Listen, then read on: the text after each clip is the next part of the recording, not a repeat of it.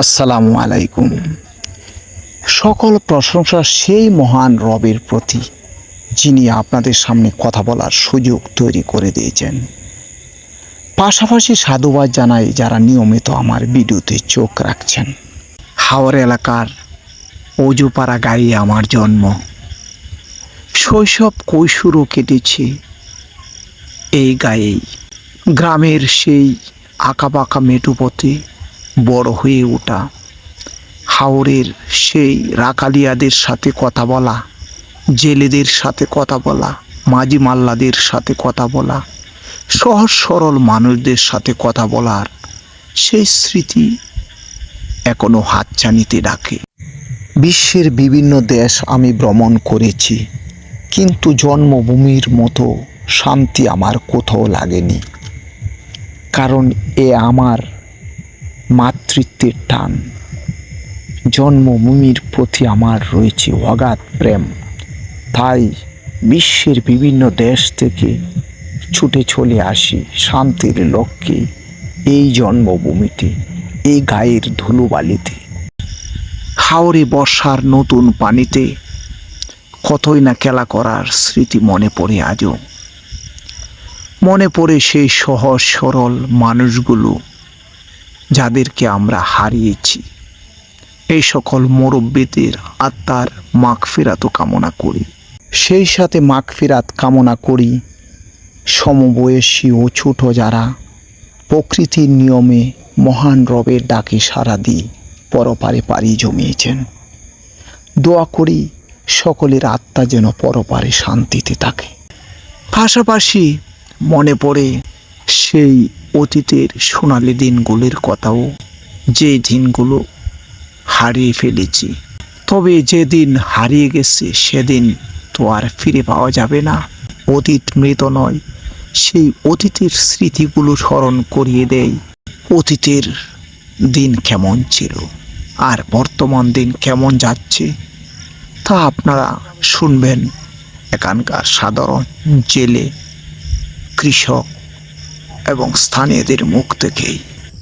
ভাই কোথায় গেছিলেন? তো জমিতে কাজ করতাম আইছি। সন্ধ্যা গুনিয়ে এলো, বাড়ি যাচ্ছেন না কেন এখনো? যাইবো, কিছু কাজ করছে, আমার মাইলা টাইলা কাজ করছে, নেমন লাগবো কোথা দেয়।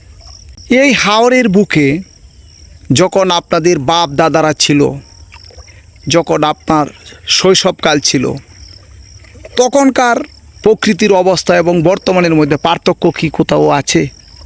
আগের অবস্থা তো কঠিন আছেন, দেশে অভাব আছেন, এখন অভাব নাই। এখন ফসিল, সোনার ফসিল ফসে মাঠে বইতেছে নিত্য নতুন। আগে পানি আইসে ফসিল হয়েছে না, এখন তো মেশিন আইসে, যে কোনো ফসিল হলে ভালো ফসিল। আগের তুলনায় মানুষের জীবনযাপন কি উন্নয়ন হয়েছে, উন্নত হয়েছে? পয়সার দিক দিয়ে, কিন্তু মানুষের চলাফেরার দিকে দুর্বল হয়ে যাইতেছে। কেমন? মানুষের দরদ নাই, আগের তুলনায় দরদ কমে গেছে, কম। কিন্তু টাকা পয়সা বেশি, কিন্তু মায়া নাই মানুষের, মায়া কমে গেছে গা। এর কারণটা কি? কারণটা কি? মানুষ সঙ্গে পয়সার লোভে নিজের বাইরে বাইরে ত্যাগ করে, বাইরে হতে ত্যাগ করে এলা শুধু টাকার লোভে। আপনি বলতে চেয়েছেন অর্থনৈতিক সুবিধা হয়েছে মানুষের, কিন্তু মনের শান্তি নাই, শান্তি কমে গেছে। শান্তি কমে আইছে, আর সব দিক দিয়ে বাইরে যাইছে। দেশে তো বিচারই নাই গা। কিন্তু আইন শৃঙ্খলার তো যথেষ্ট উন্নয়ন হয়েছে আগের তুলনায়, শুধু সামাজিক বিচার কমে গেছে। সামাজিক ঘুষ খায়ালা বিচার করে না, ঘুষ খায়া খায়া এই নেইডারে অন্যায়, অন্যায়টারে নেই করে, নেইডারে অন্যায় করে। আপনার নাম? নাম মোহাম্মদ দনুমিয়া। আপনার বয়স কত হবে? বয়স 50 থেকে 51। কত বছর বয়সে আপনি এই কৃষিকাজে নেমেছেন? আমি 12-11 থেকে কৃষিকাজে নামছি। আপনার বাবা আছে?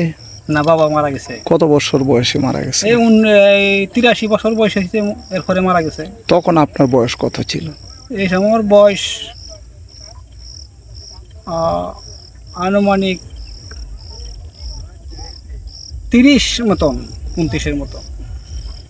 সম্মানিত দর্শক, আমি এই গুদুলি লগ্নে আপনাদের সামনে একটি কথা স্পষ্ট করে বলতে চাই। একজন কৃষক তার সহজ সরল ভাষায় বলল, রাস্তার উন্নয়ন হয়েছে, দেশের অর্থনৈতিক উন্নয়ন হয়েছে, নিঃসন্দেহে তিনি বলেছেন। ডিজিটাল যুগে সব কিছুর উন্নয়ন হলেও একটি বিষয়ের উপর তিনি আক্ষেপ করে বলেছেন, মানুষের ভালোবাসা, মায়া মমতা কমে গেছে, আর অর্থনৈতিক লোভ লালসাটার পরিমাণ বেড়ে গেছে। এই কথাটা একজন কৃষক হলেও তার ভাষায় স্পষ্টভাবে বলেছেন।